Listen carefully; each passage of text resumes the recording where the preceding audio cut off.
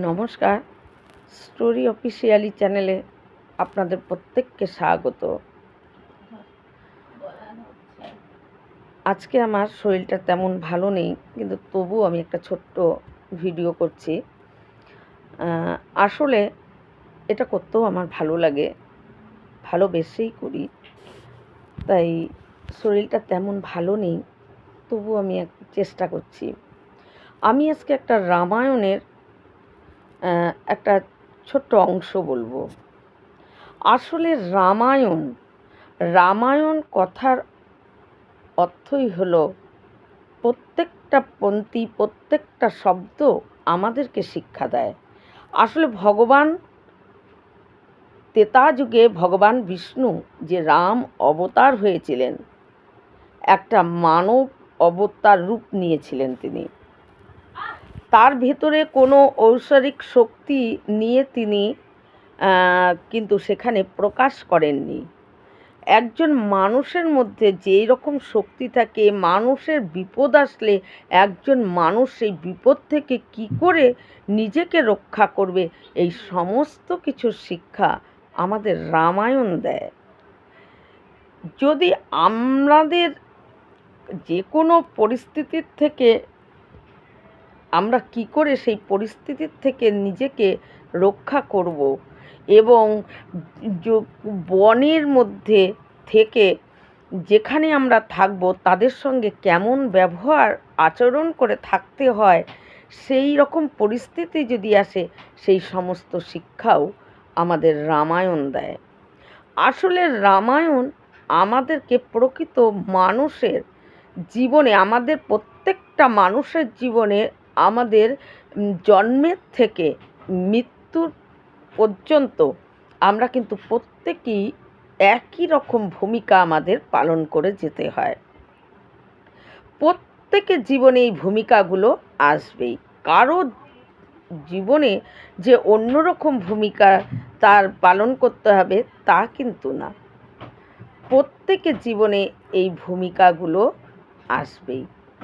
যেমন জন্মের পর শিশু, তারপরে বালক বা বালিকা, তারপরে কিশোর বা কিশোরী, তারপরে যুবক বা যুবতী, তারপরে যদি মেয়ে হয় তাহলে অন্য এক পরিবারে গিয়ে একজন বউ হয়ে এবং গৃহবধূ হয়ে তার সেই ভূমিকা, আবার সেই বউ আবার শাশুড়ির ভূমিকা পালন করতে হয়, আবার তারই একজন দিদা বা ঠাকুমা এই পালন করতে হয়।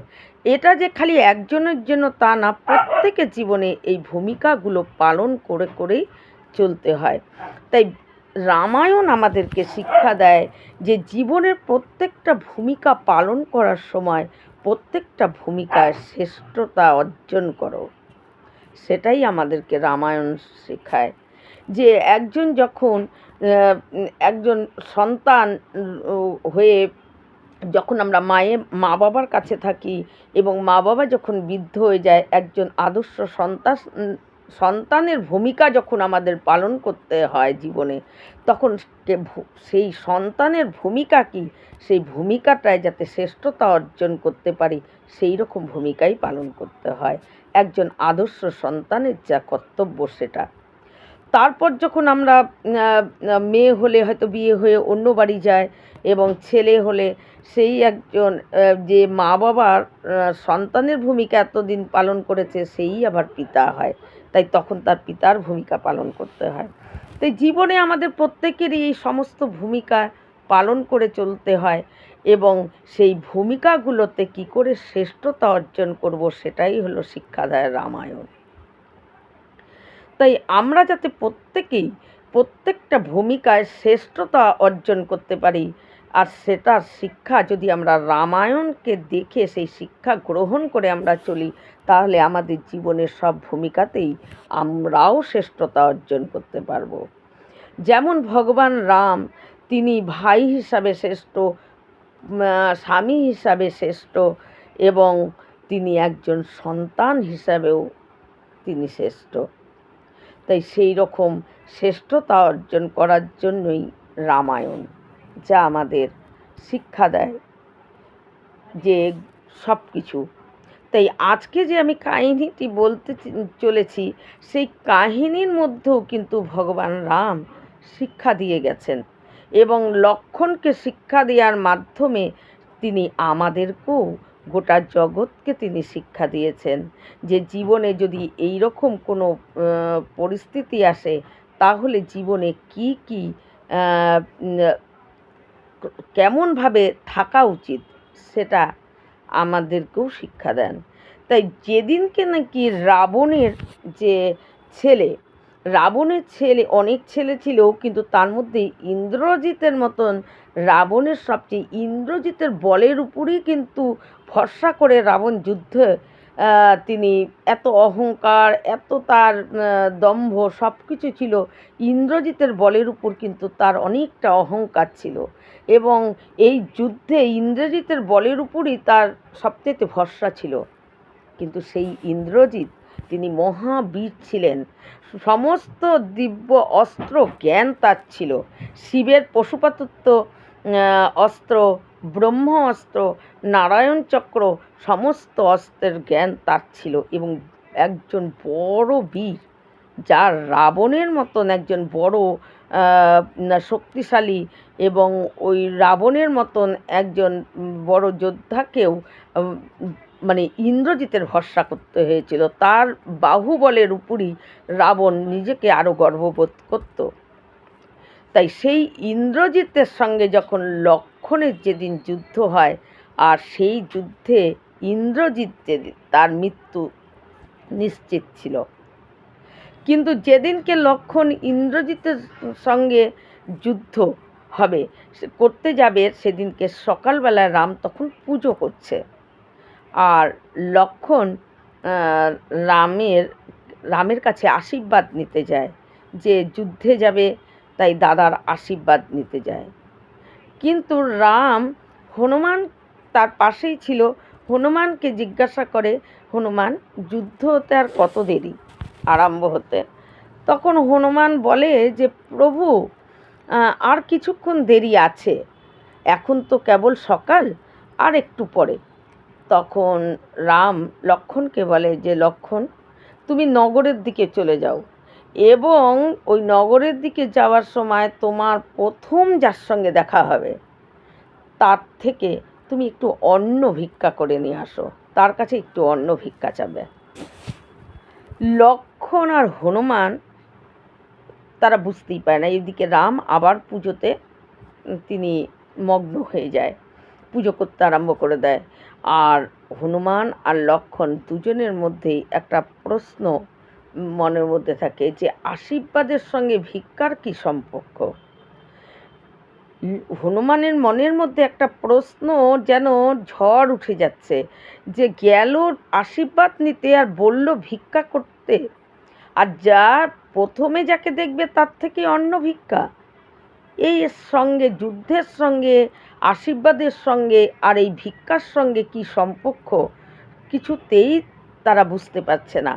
কিন্তু রাম যেহেতু আদেশ করেছে, আর লক্ষ্মণ তার দাদার আদেশ শিরোধার্য, তাই সেখানে দ্বিতীয়বার কোনো বিচার বা কোনো প্রশ্ন বা কোনো জিজ্ঞাসা থাকতেই পারে না।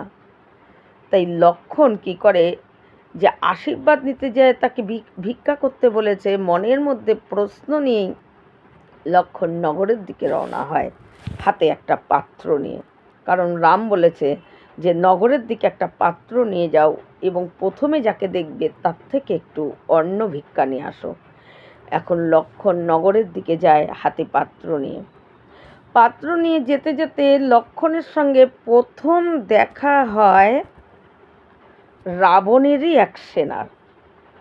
আর রাবণের সেনার সঙ্গে যখন লক্ষ্মণের দেখা হয়, যেহেতু দাদার আদেশ, তাই সেখানে রাবণের সেনাকে দেখেও তার কাছ থেকে লক্ষ্মণ ভিক্ষা চায়, এবং সে লক্ষ্মণকে ভিক্ষা চাওয়াতে অল্প কিছু অন্ন তার পাত্রের মধ্যে দেয়।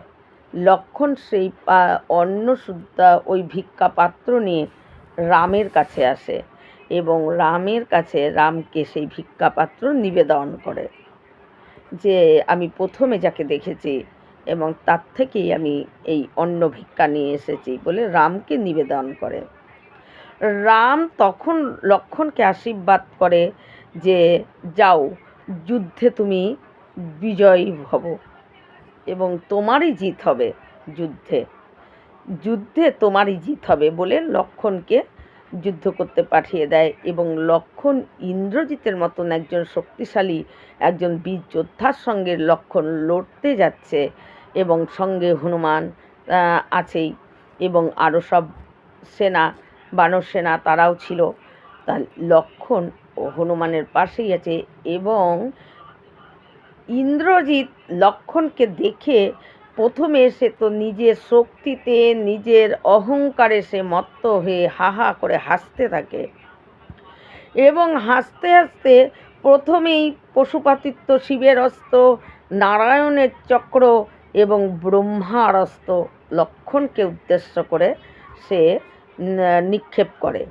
কিন্তু এই তিনটা মহা অস্ত্রের থেকে রক্ষা পাওয়া কারই সম্ভব না। কিন্তু এই তিনটা অস্ত্র যখন একটা একটা করে লক্ষ্মণের কাছে আসছে, লক্ষ্মণ মাথা নিচু করে সেই ব্রহ্মাস্ত্রকে, নারায়ণের চক্র আর হলো পশুপাতিত্ব, শিবের অস্ত্র, এই তিনটাকেই মাথা নিচু করে প্রণাম করে। আর এই তিনটা অস্ত্রই লক্ষ্মণকে আশীর্বাদ করে সেখান থেকে চলে যায়। মাথা নিচু করে যখন লক্ষ্মণ তাদেরকে প্রণাম করে আর ওই অস্ত্রগুলো শিবের পশুপাত আর ব্রহ্মার ব্রহ্মাস্ত্র, নারায়ণের চক্র, তিনটা অস্ত্রই লক্ষ্মণকে আশীর্বাদ করে চলে যায়। তারপর লক্ষ্মণ কি করে, তার তীরধনুকে বাণ মারার জন্য তিনি প্রস্তুত করেন এবং কপালে চোখ বন্ধ করে সে ভগবান রামকে তার দাদার উদ্দেশ্যে তাকে স্মরণ করে সেই তীর ইন্দ্রজিৎকে মারে। কিন্তু ইন্দ্রজিৎ লক্ষ্মণের হাতে যখন লক্ষ্মণ তীর মারার জন্য প্রস্তুত হচ্ছে, ইন্দ্রজিৎ নিজেকে অহংকারে হা হা করে হাসছিল যে যার কাছে এত বড় বড় অস্ত্র, যে দিব্য অস্ত্র, আর সে একটা সামান্য অস্ত্র দিয়ে আমার মতন মহাবীর, আমার মতন এত বড় যোদ্ধা, তাকে লক্ষ্মণকে সে মারছে আমাকে, সে অহংকারে হা হা করে হাসতে থাকে। কিন্তু লক্ষ্মণ যখন রামকে স্মরণ করে সেই তীর মারে, সেই বাণ গিয়ে ইন্দ্রজিতের গলায় লেগে তার দেহ থেকে গলাটা আলাদা হয়ে যায় এবং বানরসেনারা সবাই হইচই করে এবং ইন্দ্রজিতের প্রাণ চলে যায়, বধ হয়ে যায়। লক্ষ্মণ, হনুমান এবং সবাই তখন রামের কাছে আবার ফিরে আসে। কিন্তু হনুমানের মনে প্রশ্ন তখনও ঘোরাফেরা করছেই যে আশীর্বাদের সঙ্গে ভিক্ষার কি সম্পর্ক, এটা এই প্রশ্ন হনুমানের মনে আছেই।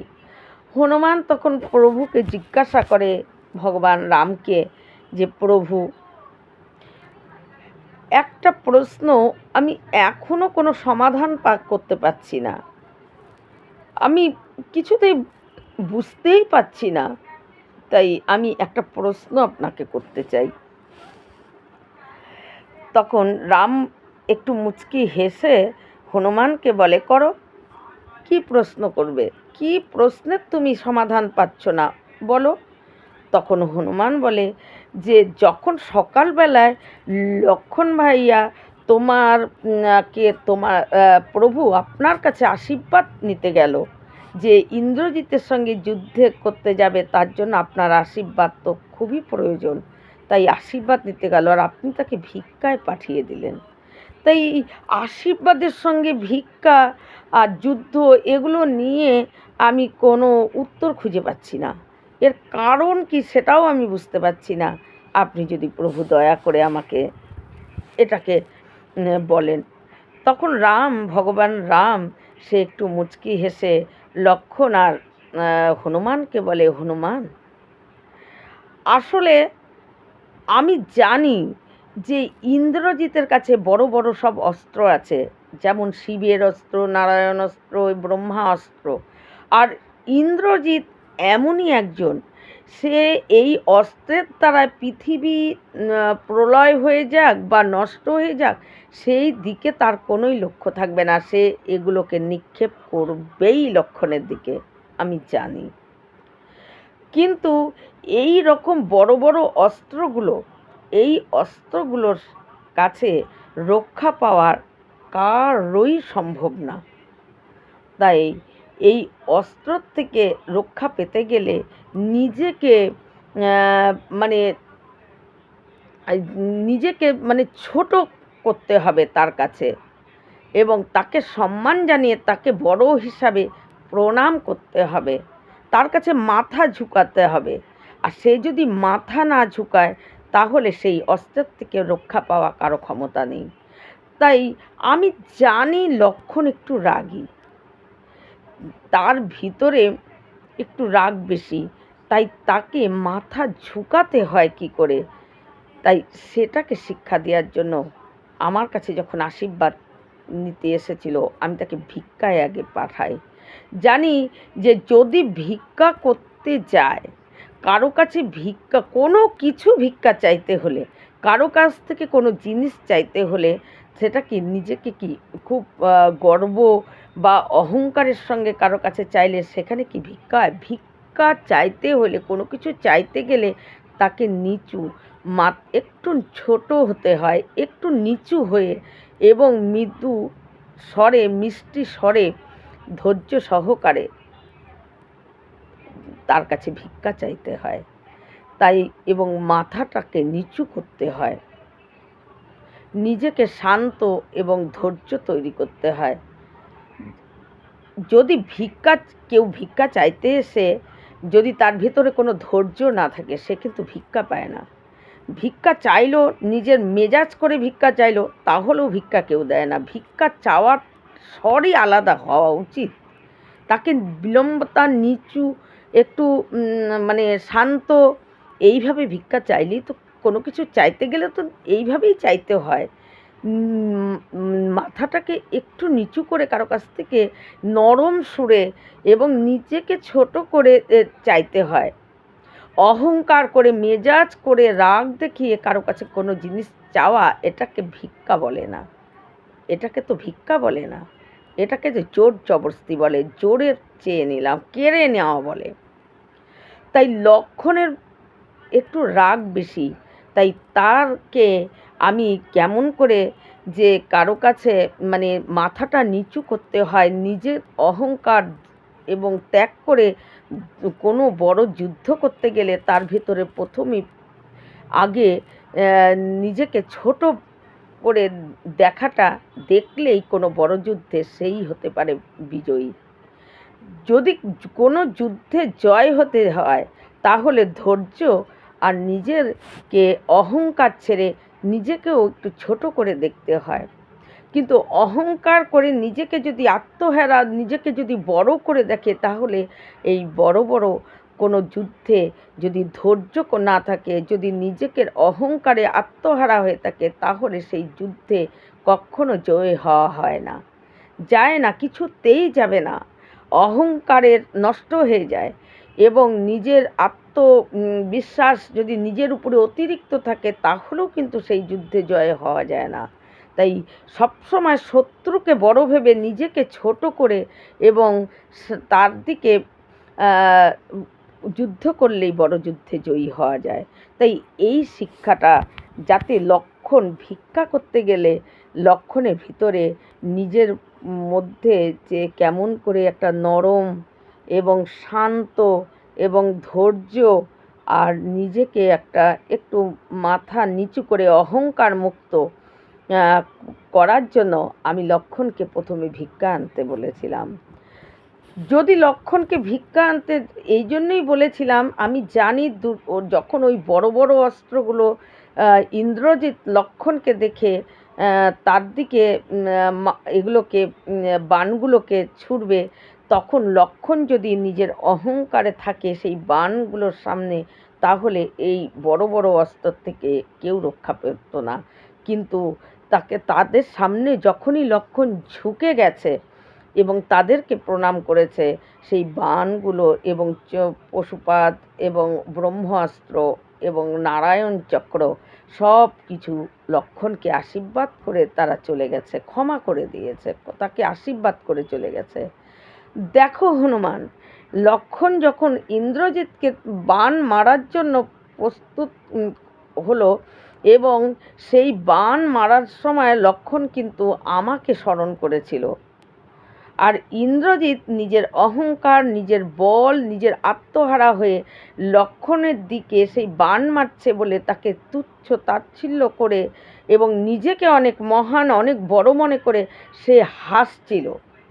কিন্তু ইন্দ্রজিতের কাছে যখন লক্ষ্মণ আমার নাম স্মরণ করে, সেই তীর যখন আমার নাম স্মরণ করে মেরেছিল, সেই বাণ যখন ইন্দ্রজিতের কাছে গেছে, ইন্দ্রজিৎ যদি তাকে মাথা নিচু করে প্রণাম করত, আমিও কিন্তু ইন্দ্রজিৎকে ক্ষমা করে দিতাম।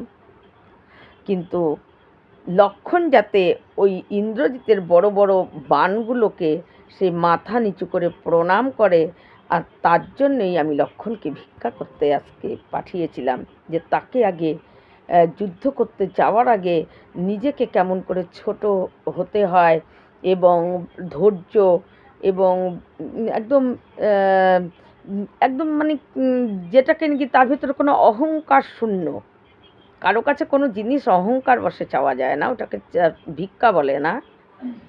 তাই ওইভাবে নিজেকে বিলম্বতা ভাব, তার ভিতরে কোনো মানে সাধারণ একজন অহংকার মুক্ত হয়ে একজন ভিক্ষা চাইতে আগে শিখালাম।